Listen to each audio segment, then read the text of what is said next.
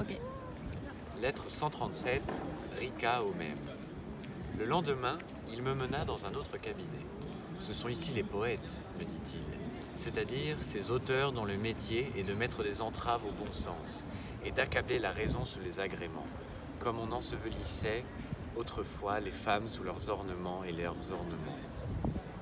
Vous les connaissez, ils ne sont pas rares chez les orientaux, où le soleil plus ardent semble échauffer les imaginations mêmes.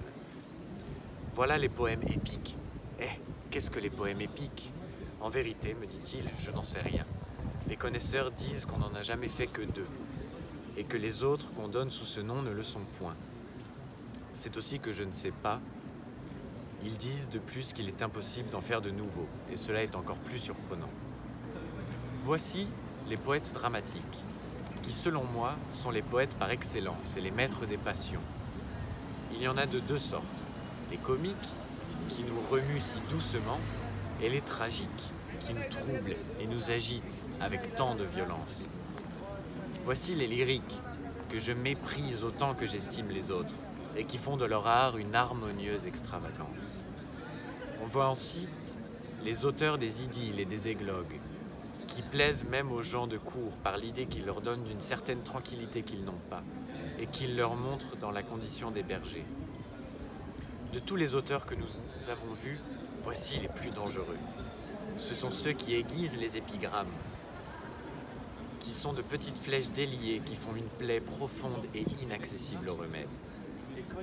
Vous voyez ici les romans, qui sont des espèces de poètes, et qui outrent également le langage de l'esprit et celui du cœur. Ils passent leur vie à chercher la nature et la manquent toujours. Leurs héros y sont aussi étrangers que les dragons ailés et les hippocentaures. J'ai vu, lui dis-je, quelques-uns de vos romans, et si vous voyiez les nôtres, vous en seriez encore plus choqués. Ils sont aussi peu naturels et d'ailleurs extrêmement gênés par nos mœurs. Il faut 10 années de passion avant qu'un amant ait pu voir seulement le visage de sa maîtresse. Cependant, les auteurs sont forcés de faire passer les lecteurs dans ces ennuyeux préliminaires. Or, il est impossible que les incidents soient variés.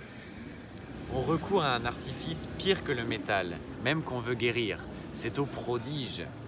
Je suis sûr que vous ne trouverez pas bon qu'une magicienne fasse sortir une armée de dessous terre, qu'un héros, lui seul, en détruise une de 100 000 hommes. Cependant, voilà nos romans. Ces aventures froides et souvent répétées nous font languir, et ces prodiges extravagants nous révoltent. De Paris, le 6 de la lune de Chalval, 1719. Thank you.